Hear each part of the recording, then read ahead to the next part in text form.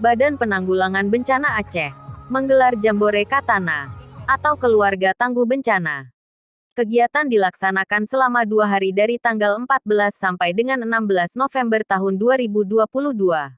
Rangkaian kegiatan dimulai dari pembukaan terdiri dari pembacaan ayat suci Al-Quran, laporan ketua pelaksana, kata sambutan dan membuka secara resmi. Kegiatan dilanjutkan dengan foto bersama seluruh peserta dan undangan.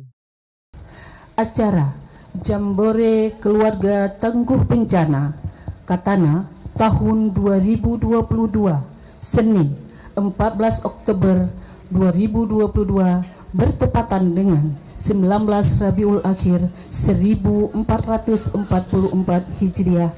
Kita mulai. ولا تكونوا كالذين نسوا الله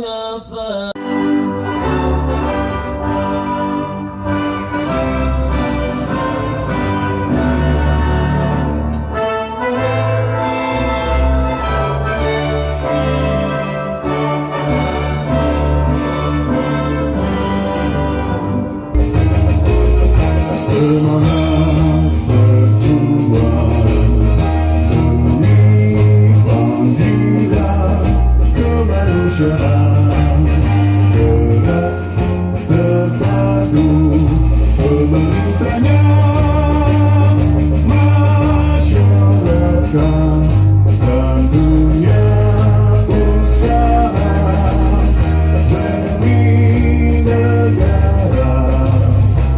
Wujudkan cita menuju ketangguhan bangsa menghadapi bencana. Syukur alhamdulillah, sama-sama kita panjatkan kehadirat Allah Subhanahu wa taala. Karena dengan seizin dan sepetunjuknya Allah, sehingga pada pagi yang berbahagia ini kita masih diberikan kekuatan dan kesehatan, sehingga Bapak Ibu sekalian sudah dapat memenuhi undangan kami. Kemudian selawat bering salam tak pernah lupa dan luput kita sampaikan keharibaan Nabi besar Muhammad sallallahu alaihi wasallam beserta seluruh keluarga dan sahabat beliau. Pertama-tama puji syukur kehadirat Allah SWT yang masih memberikan kita kenikmatan iman dan kesehatan, sehingga pada pagi hari yang berbahagia ini kita bersama masih bisa berkumpul ilmu pengetahuan. Yang saya hormati para pejabat BPBA yang telah berhadir, dalam hal ini Bapak Bobi, Kepala Bidang Pencegahan dan Kesiapsiagaan, dan juga Bapak Fadli serta rekan-rekan staf lingkungan BPBA.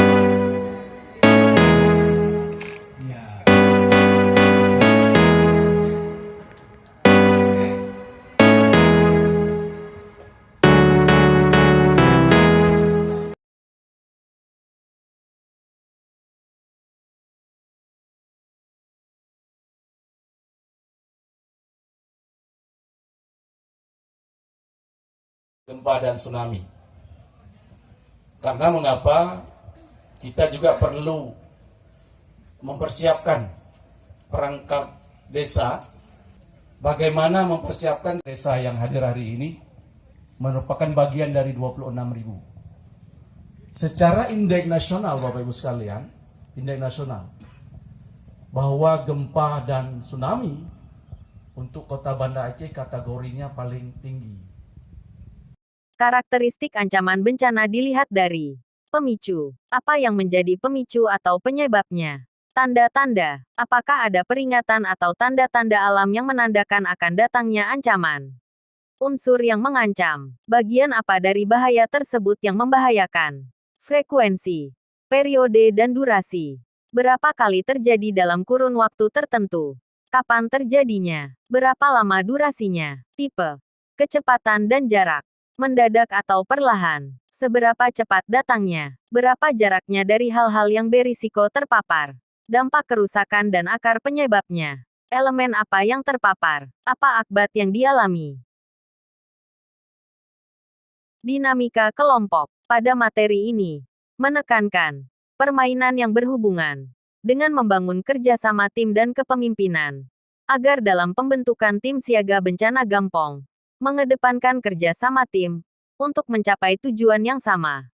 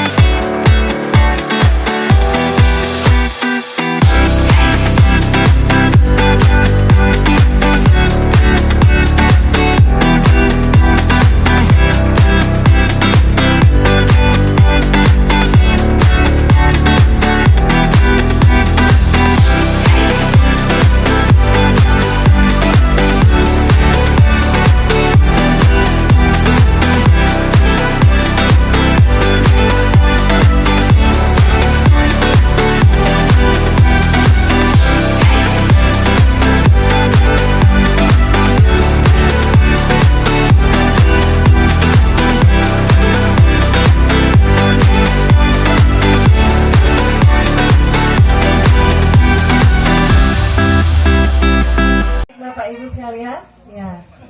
Siang ini kita akan bincang-bincang tentang trauma healing. Bapak Ibu kalau terdengar kata trauma yang terbayang apa? Tsunami. Apalagi? Ya. Gimana? Musibah, kecelakaan.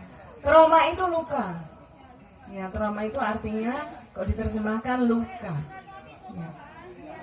Daerah Aceh salah satu diatur dalam kanun syariat lah. Jadi terkadang dalam hal pertolongan pertama itu terkesan terlihat parno, terkesan. Cuma nanti ada di ending saya ajarkan lagi. Dari mana kita tahu ini jahil nggak jahil? Kan nanti dulu. Kadang-kadang yang laki yang suka jahil biasanya. Baik, terutama diikat dulu tangan korban. Tangan korbannya yang diikat. Upayakan tangan korban diikat itu jangan juga sampai ngikat kayak orang apalah gitu, tahanan ya. Nah, diikat tidak perlu ketat sekali. Karena tujuannya adalah, tetapi ini termasuk sangat lambat dalam mengikat. Tapi pada saat emergensi, ikat aja dulu. Sekali lagi terkesan kelihatan parno. Apalagi yang mau saya sampaikan adalah yang mau kita angkat perempuan. Makanya saya bilang abaikan dulu. Ini cerita benar-benar dalam hal menolong orang. Ini pada kasus adalah kebakaran. Kenapa harus begini? Karena kita harus di bawah asap. Ingat kata kunci, harus di bawah asap. Kalaupun kita pakai masker ataupun kain penutup, kalau ada air lebih bagus lagi, ya. Karena ingat, asap itu bukan semakin mencari yang paling rendah, dia terus mencari yang banyak. Orang terbakar sering kejadian di lapangan karena kehabisan udara. Baik, saya praktekkan begini, ini dilakukan pada saat rumah terbakar dan untuk perlu dilakukan evakuasi secepat-cepatnya. Satu lagi, di ruang sempit. Ingat, terbakar dan di ruang sempit. Kan masalah ngangkat seperti itu, kita harus cepat-cepat biasanya. Asal aja ngangkatnya, kebiasaan. Itu bagaimana, Pak? Sesubahu lah, Bu.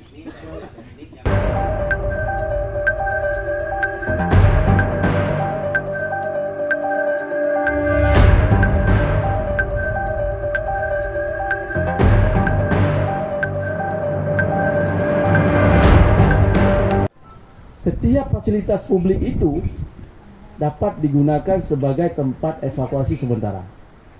Ini harus diingat.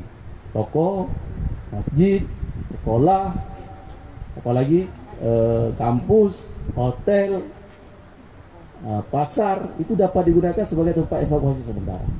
Dan di tempat evakuasi sementara tersebut harus adanya SOP. Peristiwa di 2004 9,3. Kita nggak bisa berdiri, kita jatuh, kemudian bangunan juga jatuh, retak, ya. Asumsinya lah 9, sekian. Kita belum ada informasi BMKG ini, belum ada kita. Kapan kita tahu? Yang pastinya adalah setelah 5 menit. Tapi cerita seperti saya bilang tadi kemarin, BMKG juga alat, BMKG juga ya operatornya manusia. Mungkin di luar dari alatnya juga rusak. Kapan kita tahu? Ini dia. Makanya di menit ke-9, penentuannya di menit ke-9. Itu penentuannya. Kalau ada informasi BMKG, alhamdulillah. BMKG menyampaikan bahwa gempa yang barusan terjadi berpotensi tsunami. Itu berangkat. Anak pedang le. Tapi hari ini nggak ada informasi itu. Makanya tanda-tanda yang kami sampaikan tadi itu menjadi acuan sebagai informasi BMKG. Berangkat. Makanya tadi harus ada ketua pemuda yang menyampaikan pada semua warga Alunaga, karena gempa yang barusan terjadi dengan kondisi yang kita sebutkan tadi, kita langsung Pembekalan standar operasional prosedur kedaruratan bencana, gempa dan tsunami, dilanjutkan dengan penyusunan struktur tim siaga bencana Gampong, terdiri dari unsur gecik, ketua, bendahara, bidang peringatan dini, bidang pencarian dan pertolongan pertama, bidang evakuasi dan keamanan, serta bidang arsip dan logistik. Di waktu yang bersamaan, misalnya saya dengan Pak Keci saling halo-halo, kami berdua tuh masih bisa saling mendengar satu sama lain. Tapi kalau HT, kalau saya bilang halo, Pak Keci juga bilang halo di waktu bersamaan, dua-duanya nggak bisa dengar. Yang bisa dengar adalah orang ketiga. Nah, itu tegakkan, kemudian tekan PTT di samping ini, tekan, rasakan sebentar, rasakan dulu. Nah, kayak mana? Setelah ditekan, baru kita bicara, gitu. Jadi jangan langsung kita bicara. Boleh dibilang ganti, kita ganti aja lah pakai.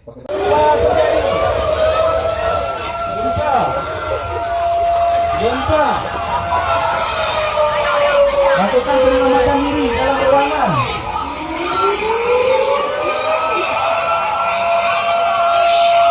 Gempa.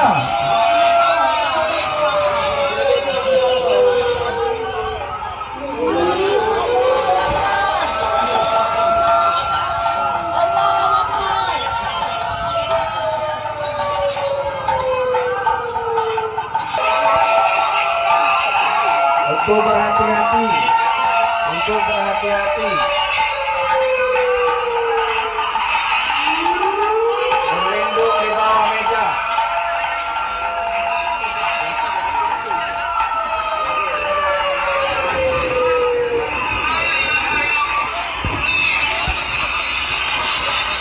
Gempa selesai.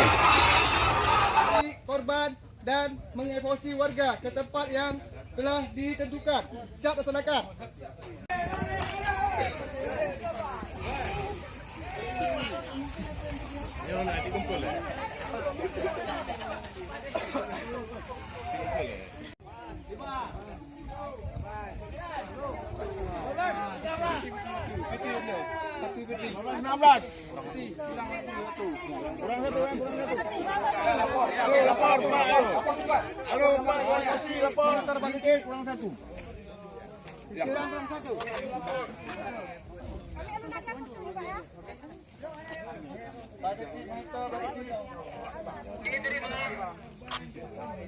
Pak Keci, warga kita kekurangan 3 orang warga yang tidak ada Pak Keci. Harap dikirimkan tim pencarian korban untuk menuju evakuasi. Siap Pak Keci. Ganti. Siap. Tolong dicari 3 warga kita Pak. Sampai sekarang belum ada, belum ketemu. Baik, instruksi dilaksanakan pencarian.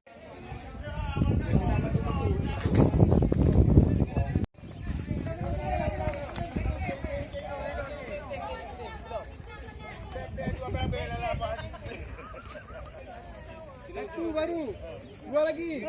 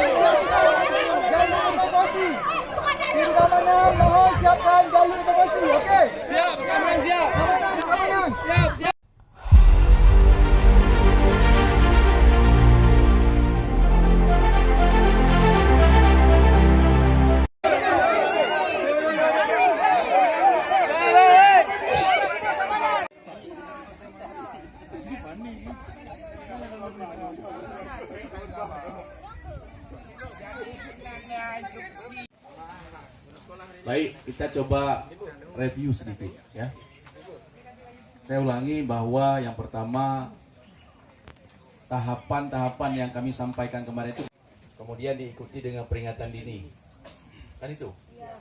Kemudian diikuti apa lagi? Penyelamatan. Ya kan? Alhamdulillahirabbil alamin hamdan yuwafi ni'amahu wa yukafi mazidah. Ya Rabbana lakal hamdu kama yanbaghi li jalali wajhikal karimi wa azimi sultanik. Allahumma ahsin akibat. Kegiatan Jambore Warga Tangguh Bencana tahun 2022 ini dilangsungkan selama 3 hari dari hari ini Senin tanggal 14 sampai tanggal 16 November 2022 berlangsung di lokasi wisata Alunaga, Kecamatan Syakwala. Kegiatan ini diikuti oleh peserta 75 orang berasal dari 4 desa, yaitu Desa Alunaga, Desa Tibang, Desa Deah Raya, dan Desa Jelingki. Acara ini akan narasumbernya berasal dari SAR, ada juga Skudista, juga ada kawan-kawan dari Forum Pengurangan Risiko Bencana. Maksud dan tujuan kegiatan Jambore ini adalah untuk mengedukasi masyarakat dan juga sosialisasi pada masyarakat di 4 desa tersebut, berhubung desa tersebut pernah terdampak bencana tsunami pada tahun 2000. Siapa kita? Jambore Katana. Jambore Katana. Tangguh.